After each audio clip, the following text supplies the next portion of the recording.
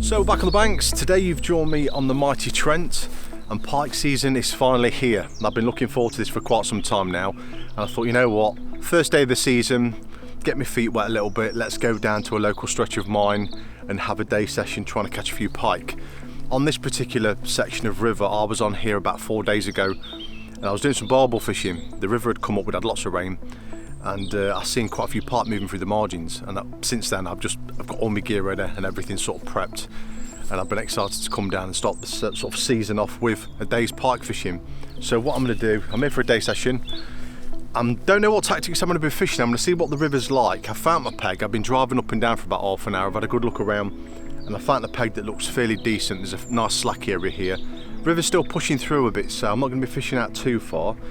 I don't know if I'm going to be float fishing or leisuring. I'm going to start off suspending a dead bait a couple of foot off the water and see if I can hold bottom in the slack water. If I can, I'm going to go with that for a few hours, then possibly move to a running leisure rig. I'm just going to play it by ear today. I might even try the pattern Oster rig and go a little bit further out. But for now, like I said, I've just turned up, I found the peg. Nice little peg. It's fairly tight, so it's going to be a one rod on today, I think. And you know, without further ado, I just want to get everything ready, get this bait cast out and see if we can get any fish in the bag.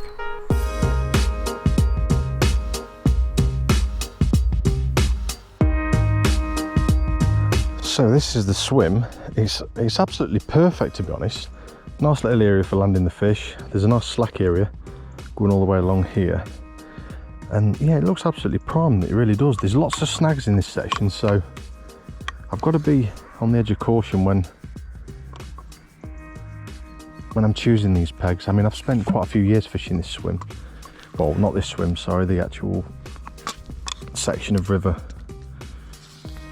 And like I say, you can lose a lot of tackle on here, so I'm just going to get the alarm set up, because we start out with a suspended dead bait, and then all we're going to do is we'll try a few different tactics throughout the day. I mean, it might not work, the suspended dead bait, it might just get pushed through, but I'm just trying a few bits and bobs, so just making sure everything's all set up for later. And I definitely want to be fishing a leisure dead bait later as well, because that is a really good tactic on this section.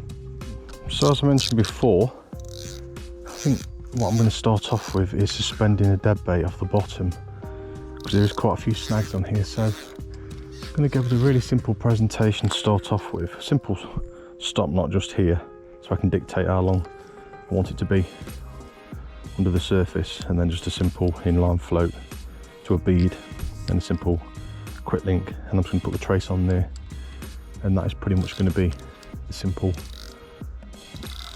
starting point for this session. I'm thinking if it doesn't go to plan and we don't start, you know, we don't catch anything at all, then I will go to leisure dead baits or pattern Oster rig. But I think that's going to be a good starting point, just having it knocking around this margin area, because there is quite a bit of flow, so the pike are going to be contained in these margin areas, hopefully anyway. But it's just a case of, like any session, you're hoping that they're going to come through. So now it's time for baiting up the rig. I'm using a simple sardine, sort of medium size, on a, I'd say probably 18 to 20 inch long trace, and that is pretty much it. One in the tail, one in the middle of the bait, and that is pretty much standard for my approach. And then the simple little trick, you can use bait elastic. I'm a big fan of using elastic bands, and all I do is just go around it once just to keep it on, because they are quite soft baits, very oily, very bloody, and they are, I'm not going to say they're my favourite bait.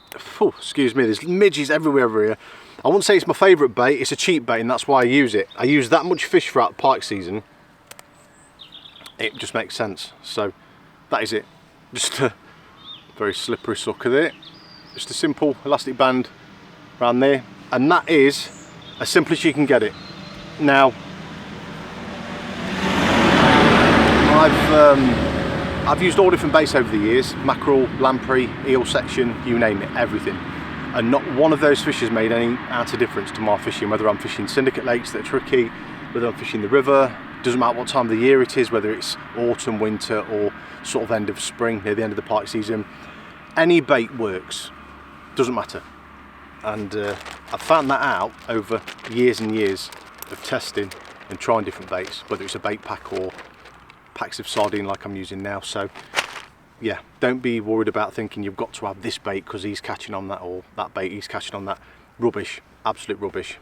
Any bait will work, just keeping the tactics simple, and that is pretty much it. Really simple. So I'm gonna get this cast out and then let's see if we can get his first pike of the season.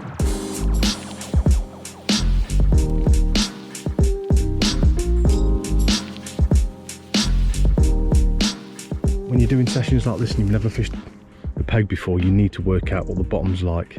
If I was fishing a leisure, running leisure on here, it'd be gone. I'd lose the trace. I know full well because the rocks, there's, you know, they're all over the place, but that's not too bad. The fish are going to come through. If I won't go further out, I am going to need weight, but just here, this is where your pike are going to be coming through. And like I say, later on I will have a little play around with the paternoster rig, try that one, and then if I can get away with it, maybe a leisure dead bait further out on the edge of the rocks. I'll see, because there is quite a bit of pace to the river at the moment, so I know full well the pike are not going to be out there.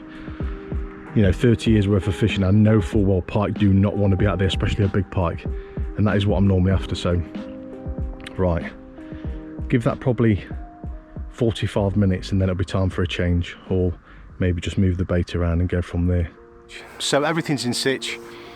We are now just waiting for some pike to come through.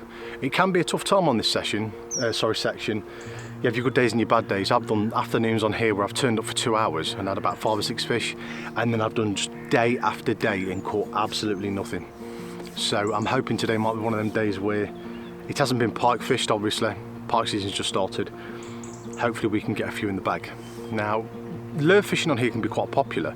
A lot of people on the far bank, they do a lot of it, and they, you know, it can be very productive. Cover a lot of ground, catch loads of fish. They're only passes though, about 4 or 5 pound. You'll notice I don't do huge amounts of lure fishing for pike, and the reason for that is because when I was younger, the small pike, you know, they were brilliant to catch, but I'm always after the big pike. And catching them on a lure, you can do. You know, if you're on a boat in Chew Valley or deep reservoirs, that's a brilliant way to work it through the water column. But a dead bait on any venue will catch you the biggest pike most of the time. And the proof's in the pudding. You know, you go on YouTube, type in lure fishing, I guarantee 90% of the fish that get caught are going to be small pasties. People who you see on sort of leisure dead baits, they'll catch the much bigger ones, the upper doubles, or if it's a veteran angler like myself, you'll start to see the bigger fish being produced, the 20s and so on. So yeah, I highly recommend if you're going to be targeting big pikes. I get messages all the time. People will message me saying, I want to catch my first 20 pounder.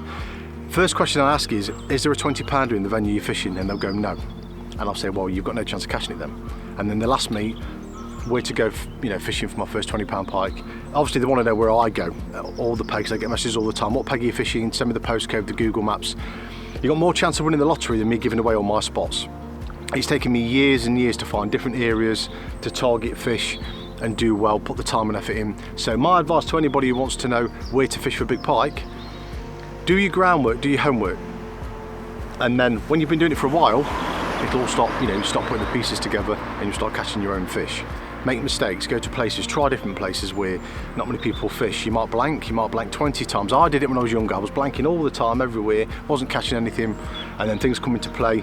You get more experience, the weather, conditions, you know, when to go out, when not to go out. You can try your luck sometimes, you know, wondering what baits to use, what do I use for, you know, for dead baiting. All those questions have been answered over the years. So whenever I go fishing, 99.9% of anything I do has been covered before I've even left the house.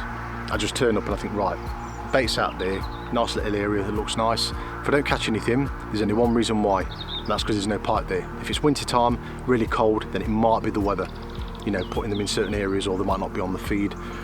You know, all these little things, you know, but over time you'll learn all that stuff when you've been doing it for a long time. And like I say, just do your groundwork, do your homework, and then just try different areas, and you know, one day you're going to get lucky and you'll start catching a few fish. So without further ado, I'm going to have my first coffee of the day, give it an hour and a half, then we'll get the paternoster rig set up. I've got another rod with me, so I'll be pottering about and setting all that up, and then all I'll do is I'll get this rod, take the rig off, put it on the paternoster rig, cast it out there into slightly deeper water, and then I might just chop and change every few hours, just try different things to be active, and then we'll basically go from there.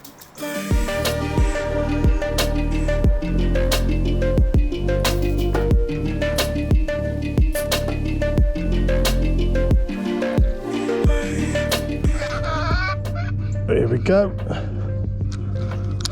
First one of the season. Hopefully it won't come off. And it only feels like a little babber. What have we got here? Don't you dare snag me up. Oh. What have we got here?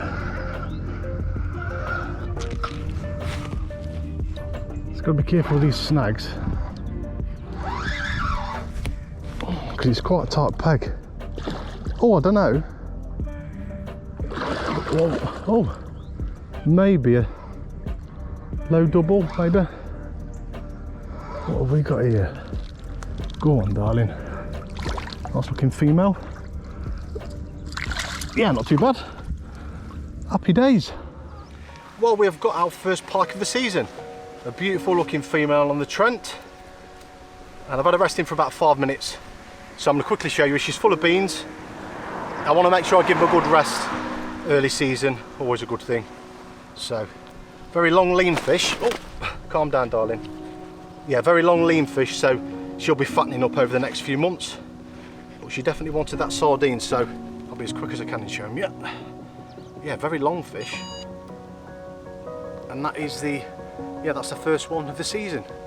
Beautiful looking pike, really nice markings. So without further ado, it's fairly mild actually. I'm going to get her back and I'll rest her for 5 minutes, make sure she's all right. And then we'll get that float rod back out there again and hopefully we'll try and catch some more fish. But yeah, what a lovely pike. Wicked. She's lovely. Go on, darling. That's the one. Beautiful.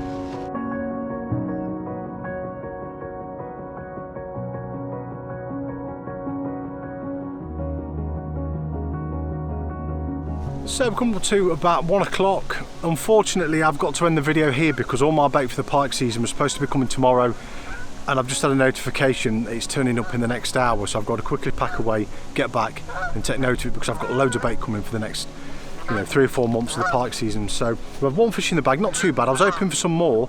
I think if we'd have stayed an extra couple of hours we might have been in chance with catching a few more. And if you've seen any videos on this channel on this section, afternoon time is normally the best time for catching them, but it's just out of my control. So I'll keep this video short and sweet, and then I'll be back tomorrow, fresh bait, and then we'll be doing another day session. I've got another couple of sessions on here I want to do, get my feet wet, try and catch a few from here, and then we'll move on to the drains and other rivers and places like that. So I just want to thank everyone for watching, and I will see you guys in the next video.